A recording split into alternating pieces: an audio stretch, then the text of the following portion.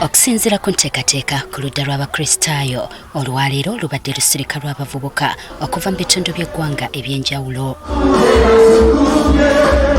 Bano bafunye akadde ak'okusinza, okutendereza n'okwebaza omutonzi nga bayita mu kuyimba n'okubina ku mazina.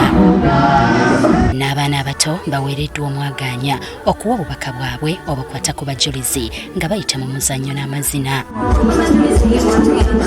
Ng'ayogerako gye bali, omulabirizi w'obulabirizi bw'e Nebbi, Right Reverend Pons Ozelle Awinjo, abakubiriza okuba abantu abalungi n'okkola abalala obulungi nga batambulira mu bigere by'abajulizi ba Uganda. Friends, the issue of being self-centered is consuming many people, consuming even the clergy, consuming the priests, consuming the Christians, consuming every other person.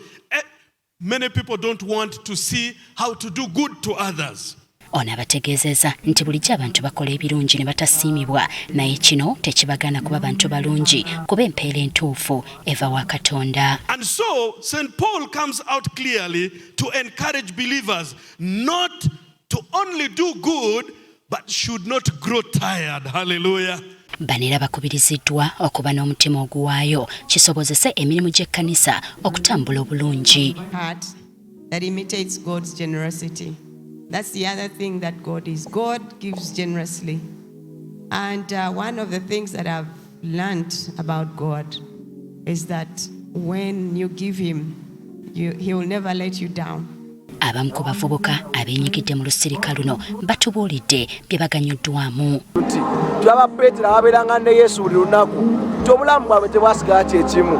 Businga naffe omulembe gwaffe tusobola okukola kyekimu bwe kityo twasigala kyekimu.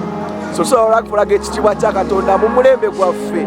Funyemu nti despite of the fact nti tuli bavubuka tulina okusigala nga twesiga Mukama kubanga tewali muntu mulala oba kintu kirala ekisinga Katonda. Twatambudde kuva kusoma paka wano kati kyenkoze as a sacrifice.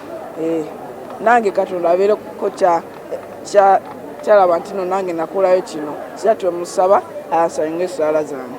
Tulina okwewaayo mu maaso ga Mukama, tulina okulekerera desire z'ensi, ebyensi byeyagala ennyo, meaning nti tulina okuba nga tufaayo eri Katonda, tusabe nnyo, twewale nnyo ebintu ebyamalala ebyensi.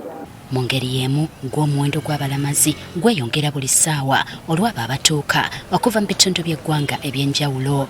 Olunaku olw'enkya lugenda kuba lusirika lw'abaami. Justin Nakibuule, agafeeyo ku Spark TV.